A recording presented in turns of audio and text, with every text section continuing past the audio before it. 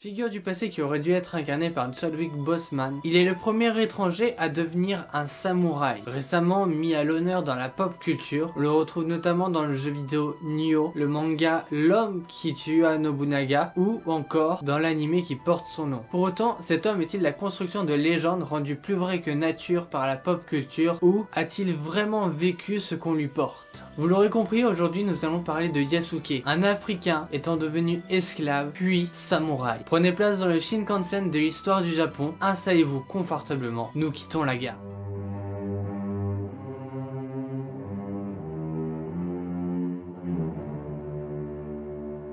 Il serait né en Afrique, vers le Mozambique, ou voire même le Sénégal. Cependant, les recherches de Thomas Loxley penchent plus vers une origine soudanaise. En effet, Yasuke est dit mesurant plus d'1,88 m, ce qui pour l'époque est une taille de géant. Mais quelle époque, me direz-vous? On peut orienter sa naissance vers 1555. Nobunaga jugeant que Yasuke avait 26-27 ans l'année de leur rencontre en 1580. Cette date renforce les chances d'origine soudanaise, cette période étant celle où ont débuté les rapts, les achats et kidnappings dans la région soudanaise. Yasuke, vous vous en doutez, n'est pas son vrai nom. Son prénom africain a été perdu et les documents jésuites ne font pas non plus mention de son prénom chrétien. Yasuke fut donc capturé un jour et réduit en esclavage. Il fut amené sur les côtes du Mozambique où, de là, il embarqua sur un navire négrier pour Goa. Le voyage dura 1 mois et quelques jours. Il arrive donc à Goa, un comptoir commercial portugais sur la côte est de l'Inde. Là-bas, il est rapidement vendu à un homme qui l'amènera à une mission jésuite. Yasuke restera sur Goa jusqu'à son départ avec le père Alessandro Valignano. Cet homme était envoyé par le Saint-Siège pour passer en revue les missions jésuites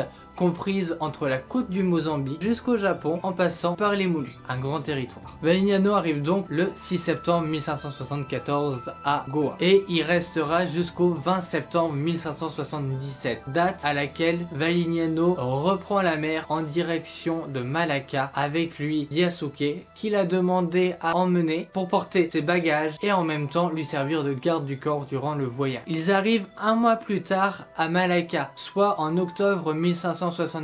Là-bas, ils y séjourneront jusqu'en juillet 1578, date à laquelle ils reprendront la mer pour Macao. À Macao, ils y restent jusqu'au 5 juillet 1579. À cette date-là, Yasuke et Valignano reprennent la mer. Et cette fois-ci, pour le pays que vous attendiez tous, ils se dirigent vers le Japon. Yasuke et Valignano débarquent à Kyushu dans le port de Nagasaki. De Nagasaki, ils prennent le chemin de Harima. Harima, c'est un petit village où se situent des jésuites. C'est d'ailleurs le 5 mars 1580 qu'ils quittent Kyushu pour Honshu, direction Azuchi pour rencontrer le seigneur Oda. Pour ce faire, Valignano et Yasuke doivent traverser la mer intérieure du Japon pour atteindre le port de Sakai. C'est ainsi le 27 mars au soir qu'ils atteignent Kyoto. Cette délégation étrangère ne passe pas inaperçue. Elle provoque de très grands mouvements de foule, les gens se pressant pour les voir. Habillements, magasins, maisons et même provoquant des morts rapidement. Je dis pour les voir, mais il serait plus exact de dire pour le voir, lui, Yasuke. Ils sont là pour voir cet homme à la peau noire comme l'encre et à la taille de géant, car en effet Yasuke, je vous le rappelle, mesure environ 1,88 m et les japonais de l'époque mesuraient environ 1,51 m. Ce remue-ménage attire l'attention d'Oda Nobunaga et il fait la demande express qu'on lui amène Yasuke. Nobunaga est stupéfait lorsqu'il voit Yasuke en face de lui par la noirceur de sa peau. Il fait la demande qu'on déshabille Yasuke et qu'on le lave. On le lave du coup plusieurs fois. Cependant, force est de constater que le noir de sa peau ne part pas. Le 29 mars, Valignano doit repartir. Oda Nobunaga fait alors la demande à Valignano que Yasuke reste à Azuchi avec lui. Valignano s'empresse d'accepter, sautant sur l'occasion de renforcer l'alliance avec Oda Nobunaga. Pour autant, Yasuke restera avec Valignano jusqu'au départ du Japon de son maître. Et c'est en février 1582 que Valignano repart. C'est donc à cette période que Yasuke passe au service d'Oda Nobunaga. Il reçoit donc son prénom nom japonais Yasuke. Mais, chose très intéressante, il est aussi nommé porteur de la lance d'Oda Nobunaga, ce qui fait de lui le garde du corps personnel du seigneur, poste prestigieux. Et en plus, Oda Nobunaga lui offre un katana. Qu'est-ce que ça veut dire? C'est la preuve que Yasuke est devenu un samouraï. Et un samouraï est forcément un homme libre. Yasuke participe à quelques batailles, notamment celle de Tenmokusan en 1582, visant à soumettre définitivement les Takeda. Cependant, les victoires militaires seront de courte durée. Le 21 juin 1582, Akechi Mitsuhide,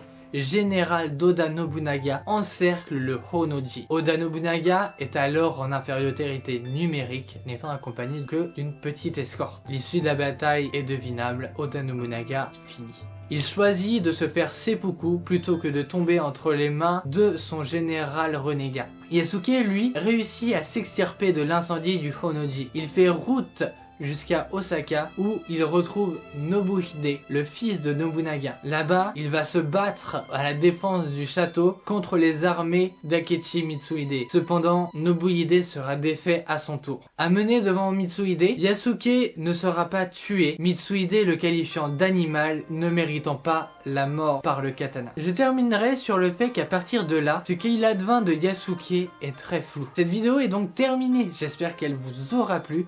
N'hésitez pas à lâcher un petit pouce bleu, à partager la vidéo, à la commenter, à en dire si elle vous a plu. Si vous voulez une vidéo plus longue sur le sujet, on se retrouve donc la semaine prochaine pour parler du Sakoku.